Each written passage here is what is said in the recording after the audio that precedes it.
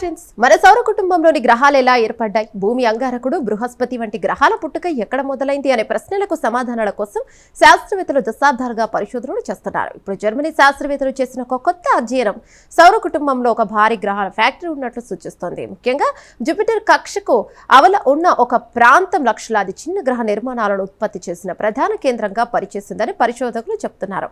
అసలు ఈ planet factory ఏంటి, అది గ్రహాల పుట్టుక గురించి ఏం చెబుతోంది, ఇప్పుడు తెలుసుకుందాం. ఈ పరిశోధనను జర్మనీలోని Max Planck Institute for Solar System Research శాస్త్రవేత్తలు నిర్వహించారు. ఈ అధ్యయన ఫలితాలు ది ఆస్ట్రోఫిజికల్ జర్నల్లో ప్రచురితమయ్యాయి.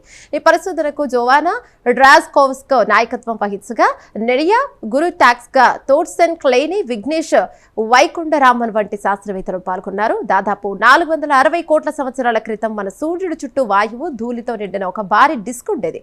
ఆ ధూళి కణాలు ఒకదాంతో ఒకటి అతుక్కుంటూ క్రమంగా పెద్ద రాతి ముద్దలుగా మారాయి. వీటినే ప్లానెటిస్మల్స్ అని అంటారు. ఇవే తర్వాత గ్రహాలు, గ్రహ శకలాలుగా పరిణామం చెందాయి. అయితే ఈ ప్రక్రియ మొత్తం సౌర కుటుంబంలో ఒకేలా జరగలేదని శాస్త్రవేత్తలు భావిస్తున్నారు.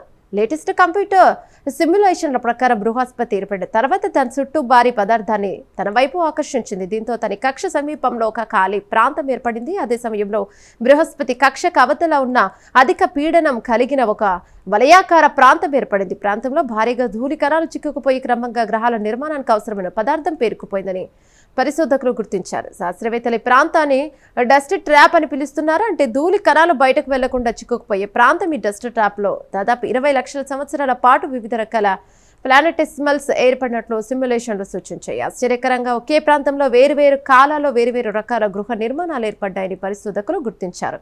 ఈ ఫలితాలను ధృవీకరించడానికి శాస్త్రవేత్తలు భూమిపై పడిన పురాతన ఉల్కలను కూడా పరిశీలించారు. ముఖ్యంగా కార్బోనేసియస్ కాంట్రాక్ట్స్ అనే ఉల్కల రసాయన అమెరికా తమ సిమ్యులేషన్లతో సరిపోతున్నట్లు వారు గుర్తించారు. దీంతో గురుగ్రహం అవల ఉన్న ఈ ప్రాంతం నిజంగానే సౌర కుటుంబంలోని ప్రధాన గ్రహ నిర్మాణ కేంద్రాల్లో ఒకటే ఉండొచ్చని పరిశోధకులు భావిస్తున్నారు. చూసారుగా, ఒకప్పుడు బృహస్పతి అవల ఉన్న ధూళి వాయువుల కోసం వలయం కోట్లాది సంవత్సరాల పాటు గ్రహాల ఫ్యాక్టరీగా పనిచేసి ఉండొచ్చని ఈ కొత్త పరిశోధన సూచిస్తోంది. ముఖ్యంగా మన సౌర కుటుంబంలోని గ్రహాలు, గ్రహ శకలాలు ఎలా పుట్టాయో అర్థం చేసుకోవడంలో ఈ అధ్యయనం కీలక ఆధారాలను అందిస్తోంది.